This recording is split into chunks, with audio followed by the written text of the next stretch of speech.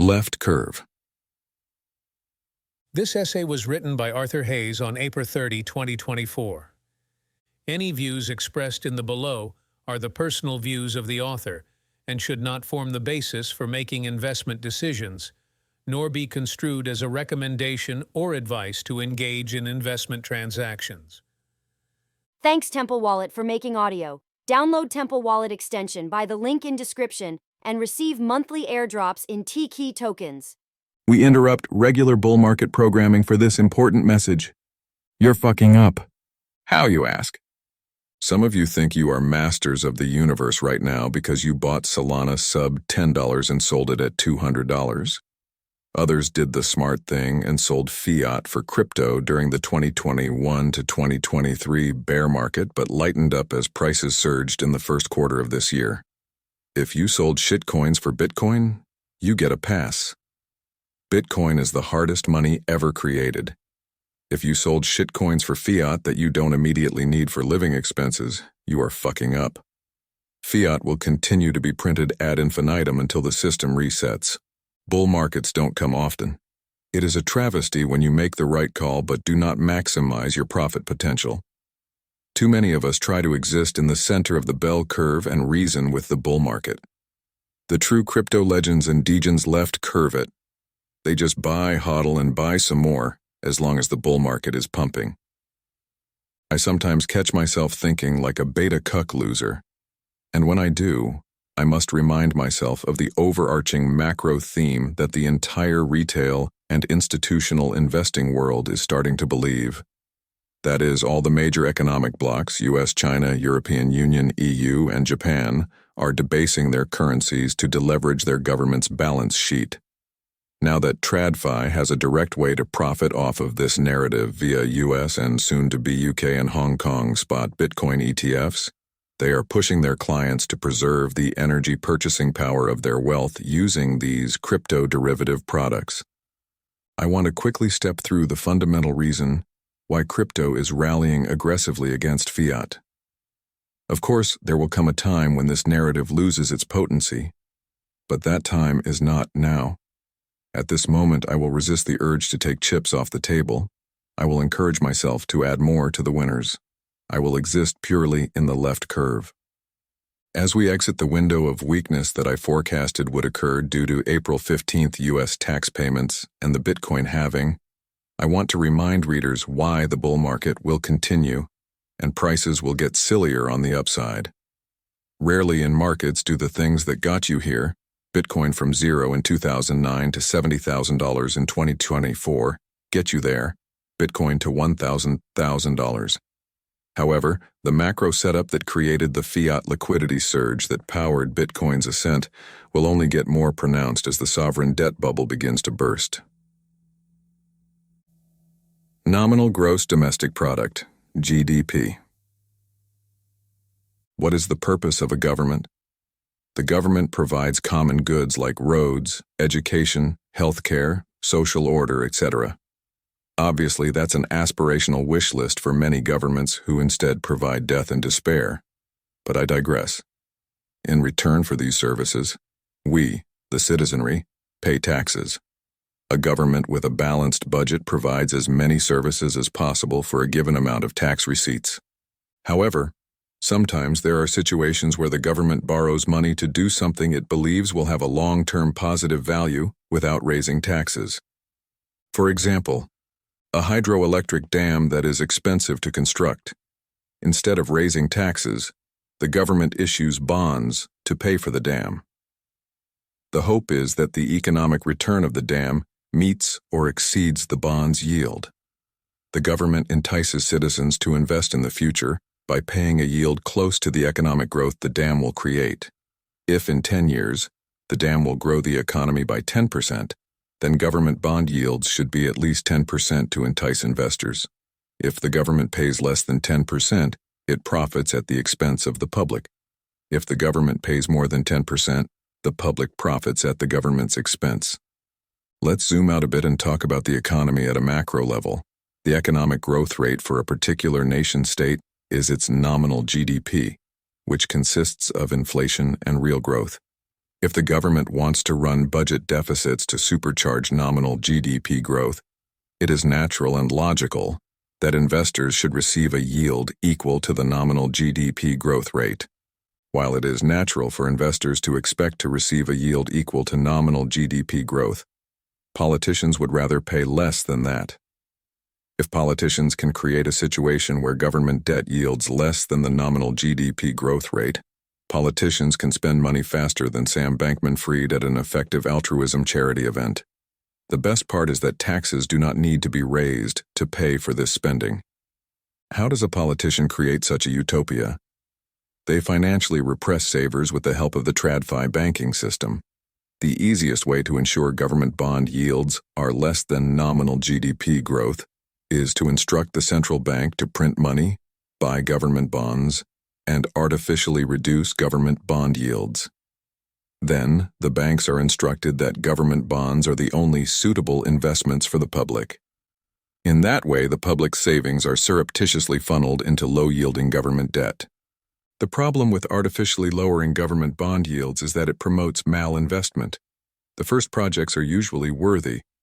However, as politicians strive to create growth in order to get re-elected, the quality of projects declines. At this point, the government debt rises faster than the nominal GDP. Politicians now have a tough decision to make. The malinvestment losses must be recognized today via an acute financial crisis, or tomorrow via low to no growth. Typically, politicians choose a long, drawn-out period of economic stagnation because the future occurs after they are out of office. A good example of malinvestment would be green energy projects that are only possible because of government subsidies. After many years of generous subsidies, some projects cannot earn their return on invested capital, and/or the real cost to consumers is prohibitive. Predictably, once government support is removed, demand wanes and projects falter. Read this story about changes to California electricity grid prices as an example of what happens when government support is provided then removed. During the bad times, bond yields become even more distorted as the central bank presses the brrr button harder than Lord Ashdrake pounds the sell button.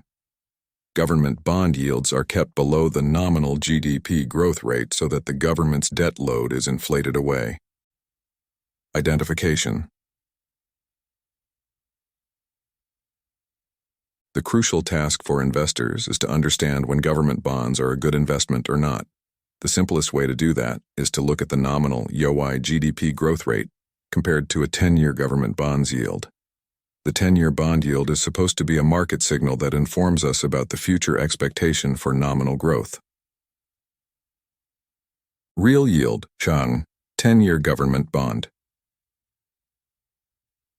Yield, nominal GDP growth rate. When the real yield is positive, government bonds are a good investment. The government is usually the most creditworthy borrower because it has a monopoly on violence. When citizens refuse to pay their taxes, a bullet in the head or a prison stint is on the table. When the real yield is negative, government bonds are terrible investments. The trick is for the investor to find assets outside of the banking system that can grow faster than inflation. All four major economic blocs enact policies to financially repress savers and engineer negative real yields. China, the EU, and Japan ultimately take their monetary policy cues from the US. Therefore, I will focus on the US's past and future monetary and fiscal situation. As the US engineers loosen financial conditions, the rest of the world will follow suit. Murica. This chart shows the real yield, USNAM index in white versus the Federal Reserve's Fed balance sheet in yellow. I started in 2009 because that is when Satoshi, our Lord and Savior, launched Bitcoin's Genesis block.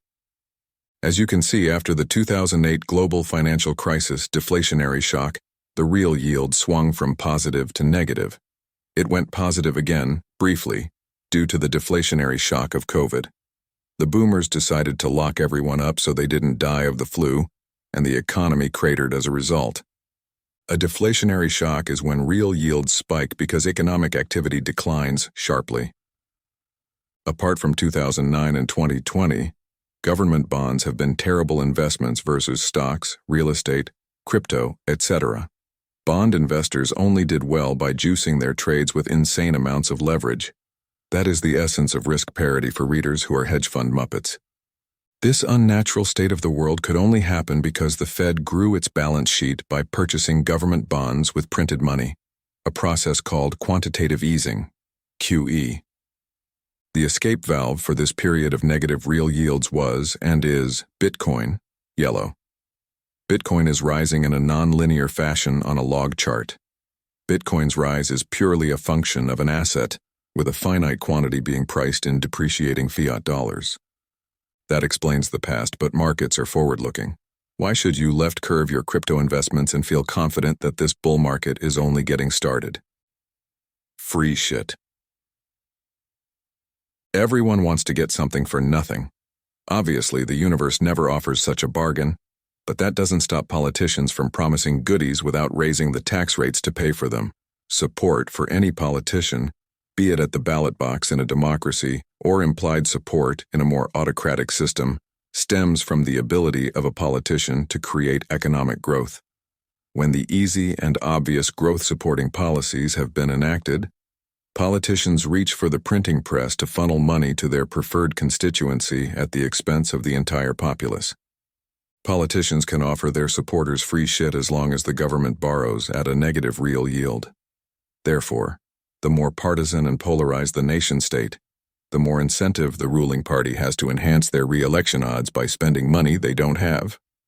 2024 is a critical year for the world as many large nation-states will hold presidential elections. The U.S. election is crucial globally, as the ruling Democratic Party will do anything in their power to stay in office, as evidenced by the fact that they have done some dubious things to the Republicans since the Orange Man lost the previous election. A large percentage of the American population believes that the Democrats kinda sorta cheated Trump out of a victory. Regardless of whether you believe that is the truth, the fact that a large percentage of the population holds that view ensures that the stakes of this election are incredibly high. As I said before, Pax Americana's fiscal and monetary policy will be aped by China, the EU, and Japan, which is why it is important to follow the election. The above is a chart from BCA Research showing U.S. political polarization over time. As you can see, the electorate hasn't been this polarized since the late 19th century. This makes it winner-take-all from an election perspective. The Democrats know that if they lose, the Republicans will reverse many of their policies. The next question is, what is the easiest way to ensure re-election? It's the economy, stupid. The undecided voters who determine the electoral winners do so based on how they feel about the economy. As the above chart depicts, an incumbent president's re-election odds drop from 67% to 33% if the general population feels the economy is in a recession during an election year. How does a ruling party with control of monetary and fiscal policy ensure that there will be no recession? Nominal GDP growth is directly impacted by government spending. As you can see from this Bianco research chart, the U.S. government's spending accounts for 23% of nominal GDP. That means the ruling party can print GDP wherever they please, so long as they are willing to borrow enough money to fund the required level of spending. GDP is now a political variable. The U.S. is following in the footsteps of the Chinese Communist Party.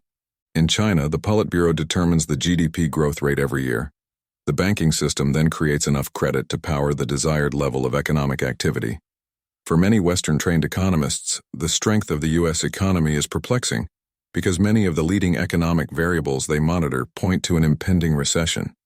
But as long as the ruling political party can borrow at negative rates, it will create the economic growth necessary to remain in power. The above is why the Democrats, led by U.S. President Biden, will do all they can to increase government spending. It is then up to U.S. Treasury Secretary Bad Girl Yellen and her beta cuck towel boy, Fed President Jerome Powell, to ensure that U.S. Treasury bond yields are markedly below nominal GDP growth. I don't know what money-printing euphemism they will create to ensure negative real yields persist, but I am confident that they will do what is necessary to get their boss and his party re-elected.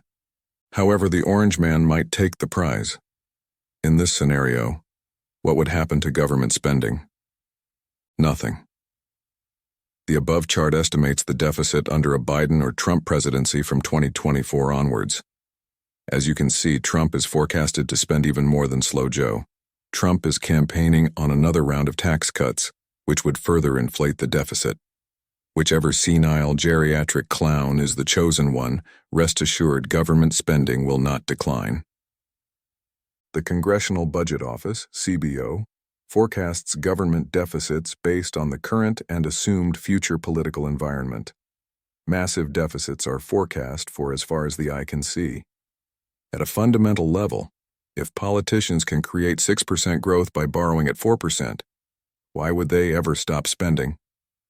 As explained above, the political situation in the U.S. gives me extreme confidence that the money printer will go brrrr.